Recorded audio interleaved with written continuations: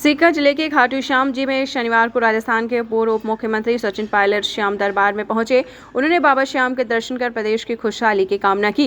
इस दौरान श्री श्याम मंदिर कमेटी के कोषाध्यक्ष रवि सिंह चौहान, सेवक परिवार से नरेंद्र सिंह चौहान और मनन सिंह चौहान ने पायलट का श्याम दुपट्टा ओढ़ाकर एवं स्मृति चिन्ह भेंट कर स्वागत किया।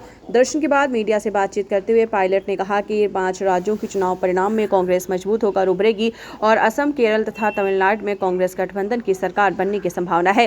उन्होंने भाजपा पर निशाना साधते हुए कहा कि चुनाव के दौरान संख्या बल नहीं होने के बावजूद महिला बिल लाकर जनता की भ्रमित किया गया है, जबकि ये बिल 3 साल पहले भी लाया गया था लेकिन लागू नहीं किया गया। पायलट ने कहा कि वर्तमान आपको बता दें, भाजपा 543 सांसदों में से 1/3 महिला आरक्षण की घोषणा करती है तो कांग्रेस उसका समर्थन करने के लिए तैयार है, लेकिन भाजपा ऐसा नहीं करेगी और चुनाव के दौरान प्रधानमंत्री कांग्रेस पर आरोप लगाने का काम करेंगे। उन्होंने कहा कि इस तरीके की बातों पर ध्यान नहीं देंगे। उनका लक्ष्य कांग्रेस को मजबूत करना और 2028 में प्रदेश में कांग्रेस की सरकार बनाना है। उन्होंने कहा कि कुछ लोग मीडिया में चर्चा पाने के लिए बयानबाजी करते हैं। टोंक दौरे का उल्लेख करते हुए पायलट ने कहा कि वहाँ बड़े प्रोजेक्ट बने हुए हैं जिनका उद्घाटन किया जा सकता था, लेकिन बयानबाजी के कारण दौरे का उद्देश्य प्रभावित हुआ।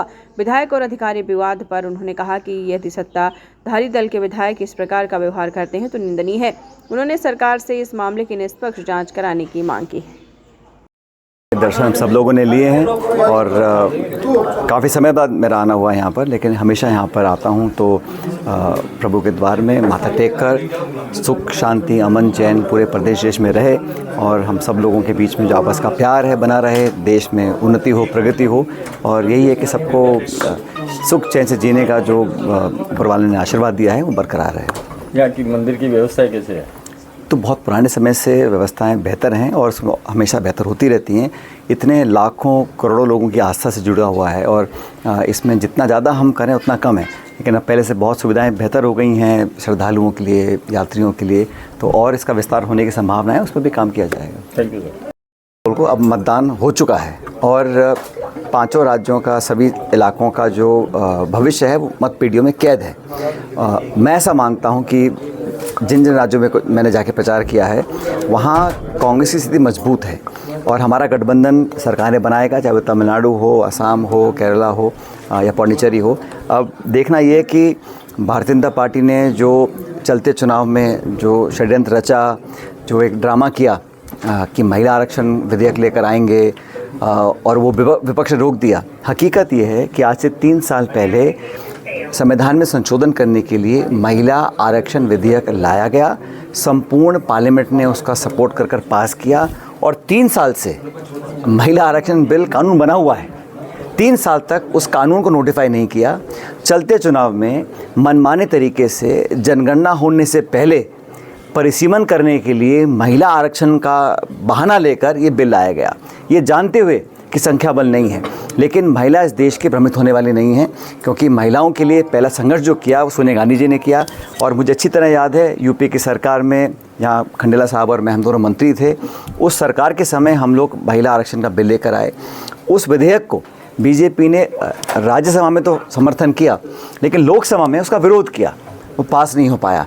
अब जब ये 2023 में ये बिल पास हो चुका था तो 3 साल तक इसको लागू क्यों नहीं किया? और राहुल गांधी जी, प्रियंका जी ने आज बोला है कि ये सरकार अगर मौजूदा संसद में 543 सांसद हैं हमारे यहाँ, उन 543 सीटों में अगर 1/3 महिलाओं के लिए आरक्षित करती है तो समूचा विपक्ष और कांग्रेस आज ही तैयार है, लेकिन करना नहीं चाहते। वो सीटें बढ़ाना चाहते हैं और जो छोटे राज्य हैं, जो दक्षिण और पूर्व के राज्य हैं, उनके साथ ये न्याय नहीं होगा। और परिसीमन करने से पहले जनगणना तो हो, जनगणना लेट शुरू करी है, जनगणना के बाद एक कमीशन बनेगा, उसके आधार पर परिसीमन होता है, लेकिन महिलाओं को न्याय देने का जो बहाना किया गया वो पर्दाफाश होगा। और मुझे बड़ा खेद है कि प्रधानमंत्री जी ने बीच चुनाव में टेलीविज़न पर आकर जो मॉडल कोड ऑफ कंडक्ट है उसको तोड़ा, विपक्ष को, कांग्रेस को कोसा, ये अनुचित था। बावजूद उसके लोग भ्रमित नहीं होंगे और कांग्रेस पार्टी का प्रदर्शन बहुत अच्छा रहेगा, मैं ऐसा मानता हूँ। आपके विधानसभा क्षेत्र टोंक में राष्ट्रीय अध्यक्ष भाजपा के आए थे, पर के प्रदेश प्रभारी ने टिप्पणी की थी उस पर।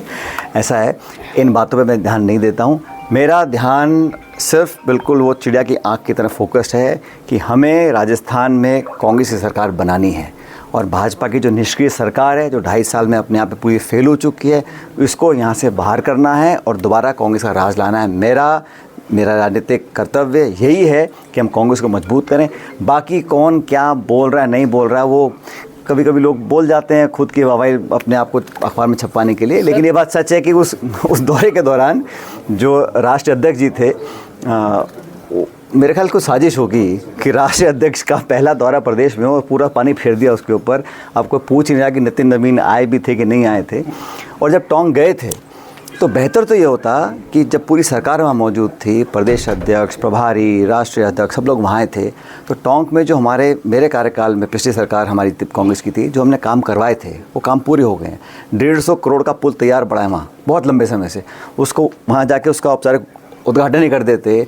जो हमारे हॉस्पिटल, बाकी बड़ी बड़ी परियोजनाएं हैं जो बहुत बन चुकी हैं, लेकिन उसको लंबित कर रहे हैं, काम नहीं कर रहे हैं, उसका उद्घाटन नहीं कर रहे हैं, जनता को उसका फ़ायदा नहीं उसका मिल रहा है। सर 2 दिन पहले एक घटना हुई थी जब विधायक और एक अधिकारी के बीच विवाद हुआ था, मारपीट हुई थी। एक लोकतांत्रिक व्यवस्था में ऐसी घटनाएं क्या? पहली बात तो राजस्थान और देश में हिंसा का कोई स्थान नहीं है, लेकिन जो घटनाक्रम सामने आया, पहले किसी ने आरोप लगाया, दूसरी बात पता पड़ा जो हमारा दलित साथी जो अधिकारी था उसने बोला कि उसके साथ मारपीट हुई है। कुछ वीडियो मैंने देखे, अखबार में छपा, प्रमुखता से छपा है। तो अगर इस प्रकार जनप्रतिनिधि, सत्ताधारी व्यक्ति अगर ऐसा कर रहे हैं किसी अधिकारी के साथ, खासकर जो एक वंचित वर्ग से आते हैं, अगर ये सच है, जांच के बाद पाया जाता है कि सच है, तो बहुत ही गलत है। क्योंकि आरोप कोई भी लगा सकता है, लेकिन जो अब तक मैंने देखा है मीडिया के माध्यम से, तो वो जो पूरा घटनाक्रम रहा बड़ा दुखद था, होना नहीं चाहिए था। और जो आरोप प्रत्यारोप हो रहे हैं, जो नए नए तथ्य सामने आ रहे हैं, इसमें सरकार को निष्पक्ष जांच करनी चाहिए। और जो मैंने अखबार में पढ़ा आज सुबह, उसे देखकर लगता है कि उस कर्मचारी के साथ काफ़ी बुरी तरह मारपीट की गई है। तो सरकार को बिना दबाव के निष्पक्ष जांच करानी चाहिए। सर बंगाल के चुनाव के मामले में क्या कहेंगे? बंगाल में देखो, हम लोग अच्छा चुनाव लड़े हैं और आप जानते हैं पिछली बार कांग्रेस का प्रदर्शन बिल्कुल अच्छा नहीं था। इस बार मुझे लग रहा है कि कांग्रेस पार्टी का संख्या बल बढ़ेगा और हम लोग अच्छा प्रदर्शन कर पाएंगे। सरकार किसकी बनेगी नहीं बनेगी जनता के हाथ में है, लेकिन हमारी पार्टी का, कांग्रेस पार्टी का जो प्रदर्शन है पहले से बहुत बेहतर रहेगा। Thank you sir.